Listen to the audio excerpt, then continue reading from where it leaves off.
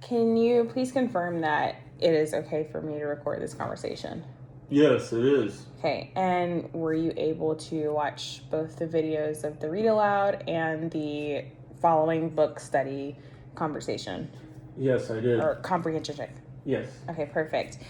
Okay, so first thing I needed to do was, it says to base your analysis of student learning evidence, establish what has been learned and by whom, and what has not been learned and by whom, and who needs additional support to meet the standard. What have you learned about our students' learning characteristics that you did not realize previously? Okay, so I feel that from the read aloud and the comprehension check that what had been learned were key details from the text, in terms of main character, setting, problem, what was the solution. The students were able to compare and contrast main characters. They were able to also answer specific questions about what happened in the story, make inferences about the text. So I feel like those were some of the main things that were learned.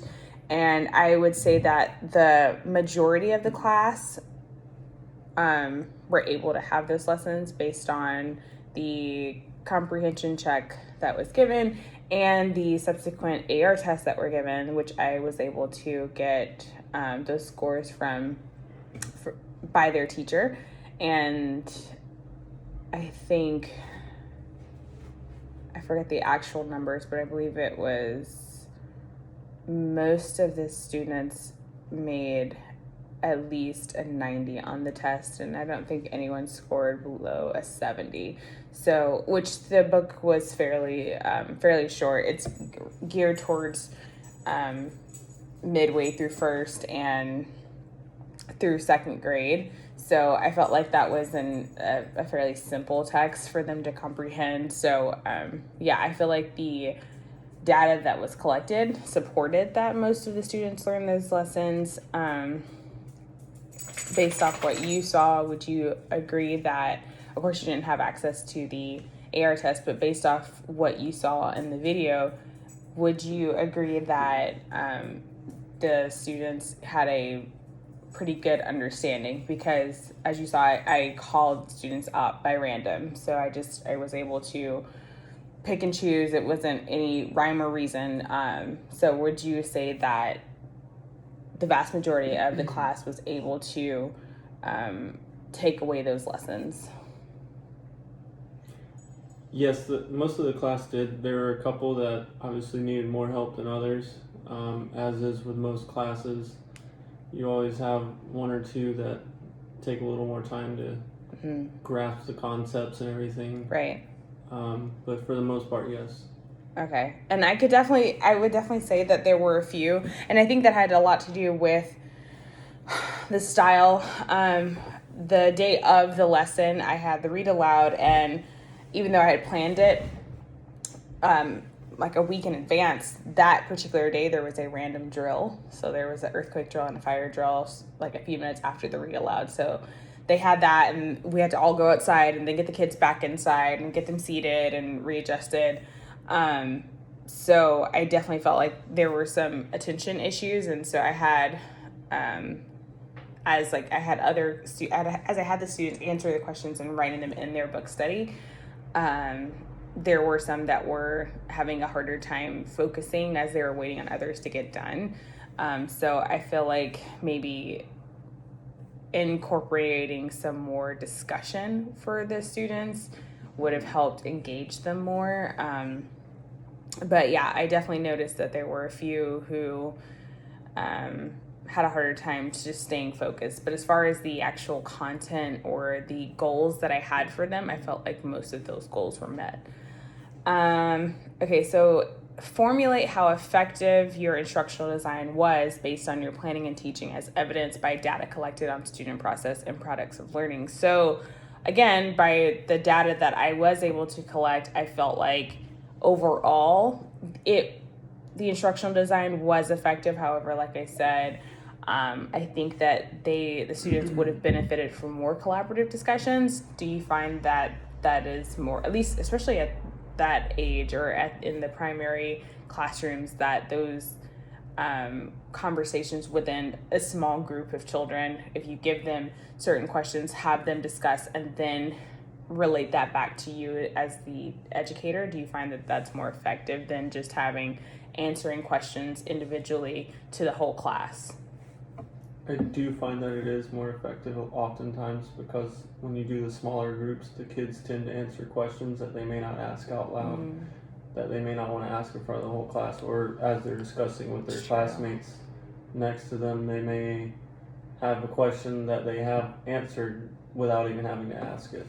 Okay, that's good to remember. Okay, so moving forward, how are you plan differently based on your knowledge of student learning characteristics, both previously known and newly discovered? Which additional differentiation strategies and multi-tiered levels of support will you consider? So something that I mentioned or that I discussed briefly with their classroom teacher, because she was there for a small portion of the lesson, was that she uses a lot of visual aids. So sometimes she'll choose read alouds or books for read alouds that also have a video component to it, and we'll play that after she's read through the text. And I'm not sure if that particular Fly Guy book has a video version. That wasn't something that I looked into prior. However, I feel like incorporating video for other students, because not all students respond as well to just sitting and listening to someone read, even if you are showing the pictures, which I did try to do in the read aloud portion. You saw me holding the books out. I made sure to show them the pictures, tried to engage them by asking questions.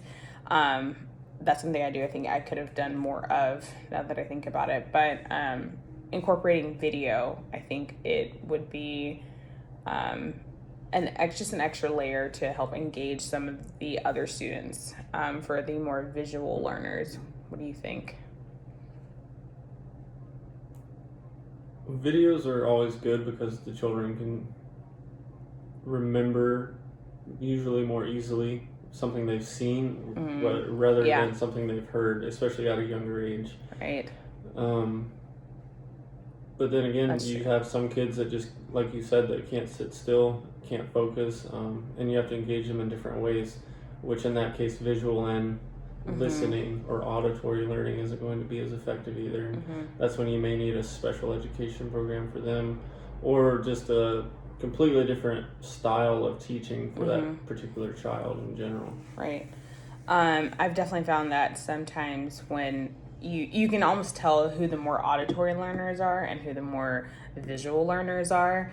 The ones that, if you are, for instance, if you're reading a book that doesn't have as many pictures or what have you, and you're just reading, you can tell the kids that can still kind of tune in with just that auditory component, but then you lose some of the more visual kids. And I think, and even though this was a book that, again, was short, it was a short lesson that was created. So it wasn't like I had to try and hold their attention for over the course of a long period of time. I still think it would be beneficial to have that visual component.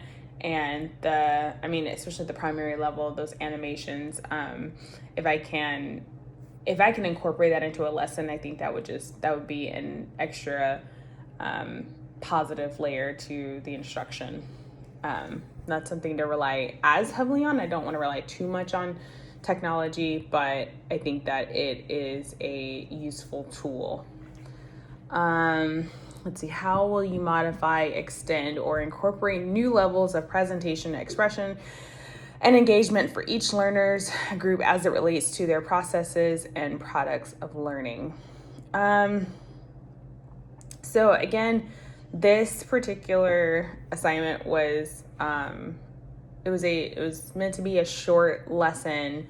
So I feel like as far as extending it, I would have chosen something that was maybe a little bit more in depth, something that had more chapters. I think this particular book had 3 very, very short chapters. And so I would have liked to extend it over maybe a few days instead of just one day or one block within one day, and really kind of delve into and unpack more of that Common Core standard, which, just to remind you, was CCSS, English Language Arts Literacy, Reading Literature 2.1. Ask and answer such questions as who, what, where, when, why, and how to demonstrate understanding of key details in a text. I would have liked to really hone in on those big questions. What are the good habits of a good reader? How does asking questions help readers to comprehend the story? When do you ask questions about the text? And then those skills that I really wanted them to hone in on: ask questions to help us understand the story, ask questions before, during, and after reading, use the text to find our answers, which at one point, I forget which question it was, but I had the kids go back. I flipped to the page and showed it on the doc cam. Well, it was about how did Buzz feel when he saw Frankenfly? And the answer was that he was scared. Well, how did you know he was scared? It was based off his reaction, the picture, the illustration. His mouth was open, his hands were up, he had sweat, he looked panicked. So teaching kids how to go back and find answers to those questions, and then be able to listen and explain important facts about the story. So I felt like they were able to recount facts, but not so much explain or really discuss it. And again, I think that was because of the lack of allotted discussion time. So that's something I would want it to incorporate the next time I did a lesson like this. I'd want to prioritize those collaborative discussions. So to reiterate, how would I modify as time permits? I think I would, or in a classroom of my own, what I would do is something as big of a standard as that is, because that's such a foundational standard. Kids are going to need to learn how to ask those questions, how to answer questions about text. I'd want to incorporate this over a course of days. And like I said, I'd want to begin with the big questions, start off that unit or lesson map or whatever, with what are big questions, what are we hoping to accomplish here, and then go over the skills that I want them to learn, what knowledge I want them to gain, and then go into predictions. Like I would like to, I did a very brief intro as I had showed the kids the book, what did they think that this book was going to be about. So I would like for them to, what do you think this book is going to be about? What does the title page show you? What inferences could you maybe make from what you see just on the title, on the cover page? And I think that, and then having new levels of engagement, like maybe if finding something that does have a video component to try and draw in some of my other learners that maybe are more visual. So those are some things that I think would be helpful as far as really bringing in and engaging all different types of learners. Because even though I think that I would say overall the goal was accomplished, there's definitely room for improvement. And I think that incorporating those things that I just named would be a good start. What do you think on that?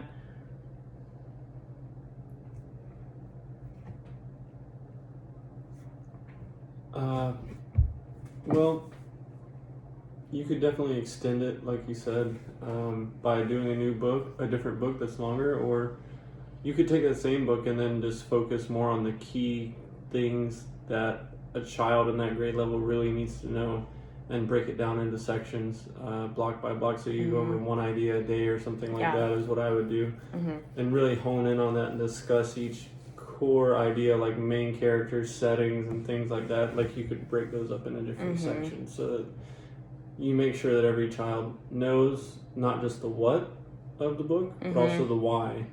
Why they're the main character, why the scene is set like this, what are we being taught, why we're being taught this, why it's being done this way. And because a lot of times I find that the kids know the what, they're able to recall the information, but they don't know the why. Yeah, they're able to recount, they're able to spit facts back out at you, but maybe not.